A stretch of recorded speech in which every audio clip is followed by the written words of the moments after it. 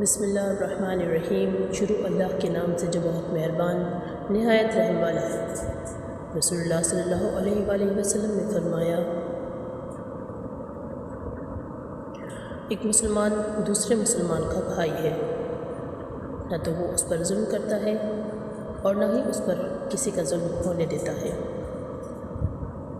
اور جو شخص اپنے بھائی کی ضرورت پوری کرتا ہے تو اللہ تعالیٰ اس کی ضرورت پوری کرتا ہے، اور جو شخص کسی مسلمان کی ایک مصیبت کو دور کرتا ہے تو اللہ تعالیٰ قیامت کی مصیبتوں میں سے ایک بڑی مصیبت کو دور فرماتا ہے،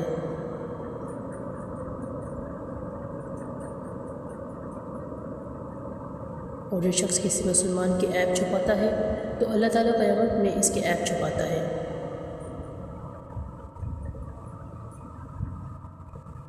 اللہ تعالیٰ سے دعا ہے کہ اللہ رب العزت ہم سب کو اپنے احکامات پر عمل کرنے کی توفیق عطا فرمائے۔ اختتام۔